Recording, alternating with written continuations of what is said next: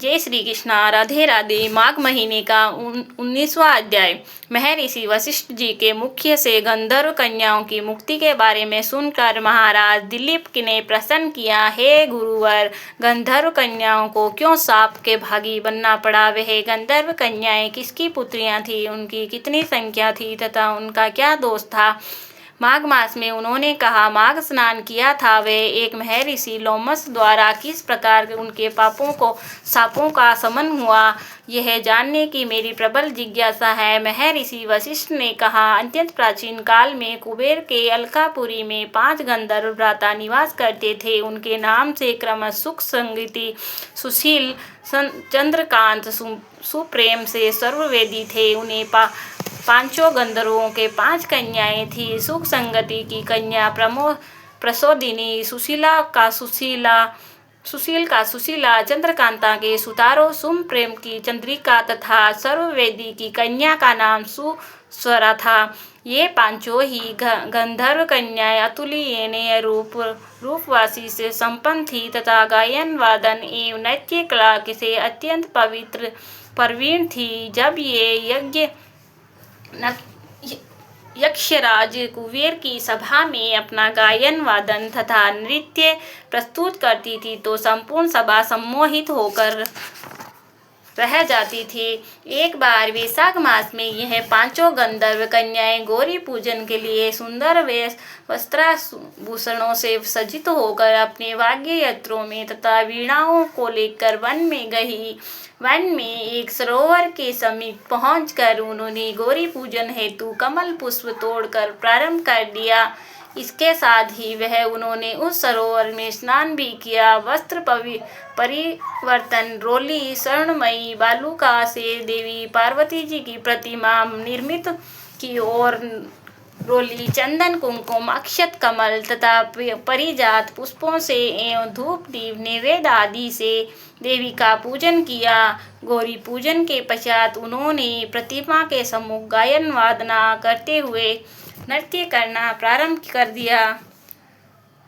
गंधर्व कन्याओं का गायन, वादन, नृत्य में अंग संचालित तथा स्वर प्रबंध अत्यंत मनोहर था। जिस समय के ये गंधर्व कन्याएं देवी पार्वती को प्रसन्न करने हेतु नृत्य एवं गायन कर रही थी, उसी समय वहां स्नान करने के लिए महर्षि वेदनिधि के पुत्र आग्नेय आए और आग्नेय अत्यंत रूपवान थे। उनका सौंदर्य अवतार आग्नेय ने मृग चर्म, उत्तम यज्ञोपवीत तथा कठी में मेखला धारण कर रखी थी।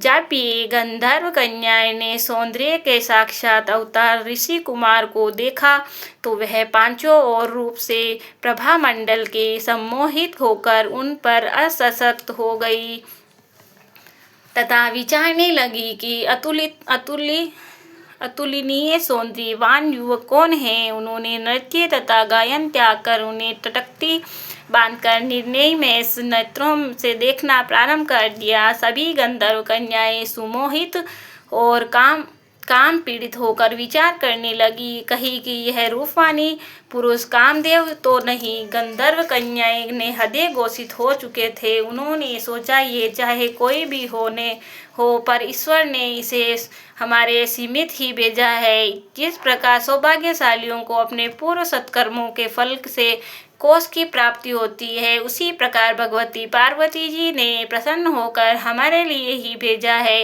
ये हमारा वर है। वे आपस में कहने लगी, इसे मैंने वरा है। आपस में इस प्रकार चर्चा करती हुई गंधर्व कन्याएं भ्रमित होकर आनंदमय होकर नृत्य करने लगी। ऋषि कुमार आग्नेय ने गंधर्व कन्याओं को अपनी विषय में इस प्रकार की चर्चा करते देखा तो वह मध्याह्न क्रिया से निर्वृत्त होकर विचार करने लगा कि यह बड़ा अनर्थ हो गया है। क्या है ये सुंदरियां मुझे विचलित करके सम्मोहित कर लेगी?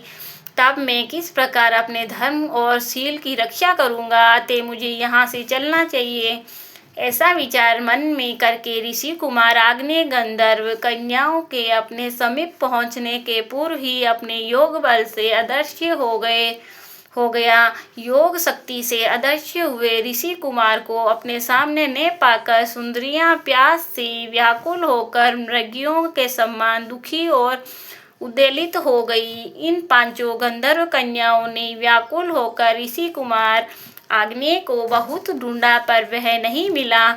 इस प्रकार ऋषि कुमार आग्नेय के वियोग से दुखी और व्याकुल होकर गंधर्व कुमारियों को अचेत हो गई। कुछ समय बाद मूर्छा से मुक्त होते हुए ही वह मणि खोए सर्प की तरह व्याकुल तथा विक्षिप्त होकर अपने घर पहुंची। वहां जहां से सीधे सेनागार में पहुंचकर अपने अपने बिस्तरों पर मूर्छित होकर गिर पड़ी।